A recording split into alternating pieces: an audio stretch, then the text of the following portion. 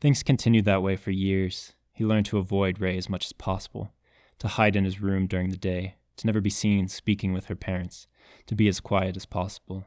Things might have stayed that way even longer, but then one unseasonably cold day in the summer of his 10th year, Mrs. Ashford passed. They'd known it was coming, a dry cough that grew gradually in tempo and intensity. Rei retreated into herself. She didn't harass him anymore, didn't speak at all. Except to use the bathroom, she hardly left her room. He wasn't sure what made him do it. She'd never shown him any kindness, but then he knew what it was like to lose a mother. From his closet he dragged the box of things he'd brought from Tsukihaka. He unwrapped the kimono he'd worn on the journey, the only clothes he had from home, and out it fell, a vivid pink in the light, his quartz cherry blossom, his one memento of his mother. He wrapped it in brown butcher paper and tied it with string. He waited for Rei to wake in the morning. She'd been sleeping later each day. He pressed the package into her hands, and then he explained. "Where I come from, there's a story," he began, reciting the words in Anglian as he'd practiced them. "Once a man lost his daughter in the woods. A search party was gathered, and they combed the wilderness. She was found, but she'd been transformed. A demon had turned her to stone. The man mourned her, his only daughter, for she had been so sweet and beautiful, and her absence left a hole in his heart. Time passed. The seasons changed. The man grew older, his back bent, his eyes dim, but his daughter remained always the same, the stone unmarred by time. Then one year there came a spring of unsurpassed beauty, when the cherry blossoms, Sakura, as we say, were more beautiful than ever before, like clouds of pink. Spring had always been his daughter's favorite season, the blooming Sakura her favorite part. He wanted her to experience it again, at least one more time. So he took a lump of pink quartz and carved it into the shape of a Sakura blossom and placed it with her.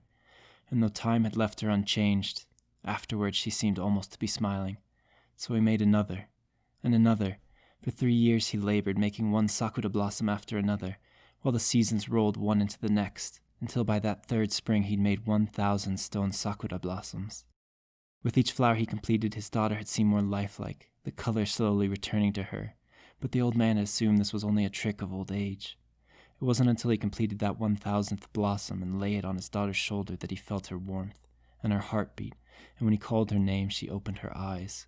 The stone cracked open, and out she came, flesh once more. Since then, Hakajin, Mitsue stumbled over his words, hawkers, have bought stone Sakura blossoms, giving them as gifts with the hope that the recipient's wish will come true. He shuffled back and forth on his feet. It isn't much. It isn't 1,000 blossoms. It's only one. But this one belonged to my mom, and I thought. Rei untied the string and slid the paper off, revealing the pink quartz flower. I thought maybe it would make your wish come true. He looked down at his feet as he finished. It was stupid, he thought. She would hate it. But then something happened that he hadn't expected. She hugged him, pressed her face into his neck, her tears beating against his skin. Mitsue blinked, seeing again the charcoal specter lying before him. Because it was her, there could be no doubt. In truth, he'd known it all along. Even before he'd seen Ernley and Krista, before he'd woken in the dark, he'd known. In his dreams he saw her, hair alive with fire. She was his other half, the mere reflection of his soul. Of course he would know when she vanished from this world. He knelt beside her. He reached out towards her, to touch her face, her nose. How many times had he reached out like that while she slept in bed beside him, when they were younger, her heart fluttering beneath her paper skin. He settled on her hand. He grasped it, her charcoal skin flaking away. He turned the Sakura blossom over in his palm. It felt warm, as if she'd only just dropped it the moment before. Was she someone special to you? The old man asked. Mitsue nodded, unable to do anything more. How long they stayed there, Mitsue couldn't have said. For him, time had stopped. She's gone. The cold truth of it compressed his heart. Nothing else mattered. It was all over. A clock on the wall chirped with each passing second. Mitsue wondered dimly why it kept going. Didn't it know nothing now mattered? Didn't it know the world had ended? He cried, the tears sliding down his face, dropping onto the floor with a soft plink. 1,000 Sakura blossoms, he told her all those long years ago. But for her he'd make 10,000, 1,000,000.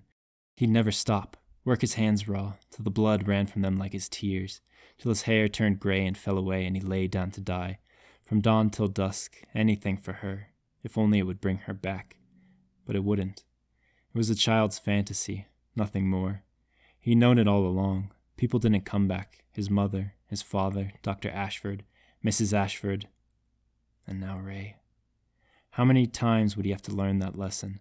How many times would he have to look into the vacant, glassy eyes of someone he loved, hold their cold hand, feel for the faintest echo of their pulse, fool himself into believing he felt it? Because he did. He felt her heart beat, a ghostly quiver beneath her ashen skin. But then he moved, and it was gone, and he knew it was only his own heart beating blood through his fingers. What a blessing she was his last love, the last member of his family. He was alone now, truly alone. The old man put his hand on Mitsue's shoulder and squeezed. He said a prayer under his breath, of which Mitsue caught only a few words. Then he said, his voice soft and sorrowful, "You should rest. Come on." With strength surprising for such an old man, he pulled Mitsue to his feet. Mitsue tried to resist. He wanted to stay beside her, to lay his head on her chest and drift away, follow her into the darkness. But he was so weak. The old man led him from the room. Mitsue lost track of where they were going, everything vanishing behind a sheen of tears, stretching and twisting the light. He felt like he was drowning, sinking into dark waters. Now and again he'd emerge, in a hallway, a staircase, a kitchen full of gleaming copper pans, and the old man getting a glass and a bottle from a shelf. But then his head would sink below the surface, and he'd lose all sense of time and direction. It was all automatic, nerves firing, the muscles in his legs contracting then straightening, blood rushing through his veins, his lungs drawing in oxygen and expelling carbon dioxide. He was a machine, an engine, pistons, cylinders, gears. Whatever he might have been, whatever man he might have become, he'd left that back in a small room beside a girl he used to know.